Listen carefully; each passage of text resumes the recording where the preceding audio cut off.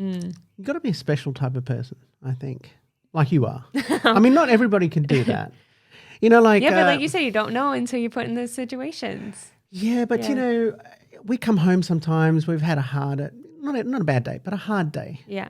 And then you sit there and go, those people that are saving lives, it's not like they can just crawl away and just go, hey, I'm not going to deal with it today. And if they're having a bad day, which often they would, like what if you've come from a really bad home environment and you're there and then someone's lives needs saving, you have to, there must be a mode that you switch into. Yeah. Like I've got a few police officer friends and they say it's the same thing. And they said that when they're on the job, if a new person comes on, they find it very crass. So the jokes they actually tell each other, often it's in really poor taste. But they turned around and said what they don't understand, it's a coping mechanism. Yeah. So the crass jokes that we say to each other, it's the way we cope with the situation. With that situation. We don't say those jokes anywhere else. But only among the people that understand those people, it. I knew a crime scene photographer, and it was the same way. He had his own coping mechanism. So, he would do, I think, boudoir, the what's it called? The photography, like lingerie photography. Oh, and okay, things. yeah. But he did it because he didn't want his craft, his creative craft he'd always wanted to do as a kid, to be stained with, pardon the pun, blood. Because every time he'd pick up a camera, it was to film a crime scene.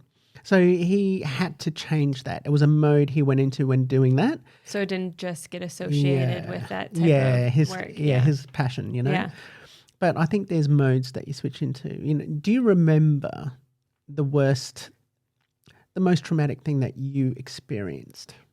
In work? Or I should say all the time, but what about the first time you experienced something that really affected you? Do you remember what that was? All the time you're talking about, or in work? In work. In work. Yeah, I mean, there are two that really stick out in my head. Yeah, and they were definitely ones that were emergency situations where you just had to function. It was a case where the patient has been through a lot, and they needed a procedure that was to improve their quality of life. Otherwise, they weren't going to live much longer. So I think that part of it, when stuff did go wrong, and then we had to end up giving a lot of products, so a lot of blood. We had to get the defibrillator in. We had to call code, so people were all rushing in. Okay. A lot of things happened in that situation. I do remember in great detail all those that situation, and I think you just have to know. I think this is the other thing why you're functioning in high function mode. For one, you just have to do what you need to do to get done, and as well, like at the end of the day, deep down inside, you did do everything that you could possibly do to help that patient. They ended up not passing away right then and there. We ended up getting them to be able to have okay stats and be able to go back up on the floor with their family. But a couple of days later, the patient did end up passing away. Did pass away? Yes, it did end up passing away. Yeah, it's definitely a hard situation.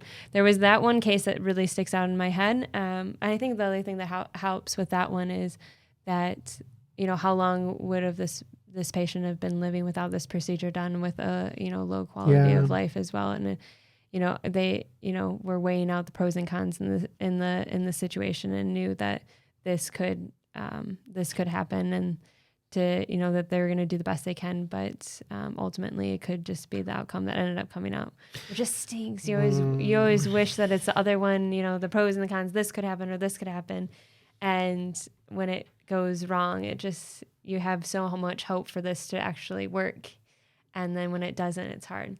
But I think the other one that was other cases that are hard but also good is the organ procurements, or what they used to be called as organ harvest.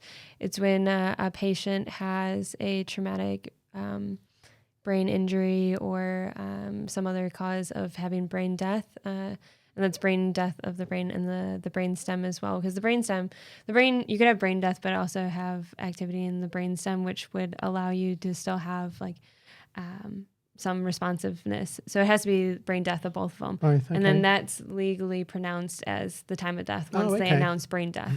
The stem in the brain. Yes, yeah.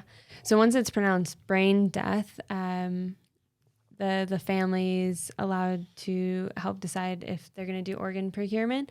And those cases are extremely rewarding, but are extremely hard. And those are another one of those functioning cases, because you have people. So say it's a patient in our hospital that's having the organ procurement.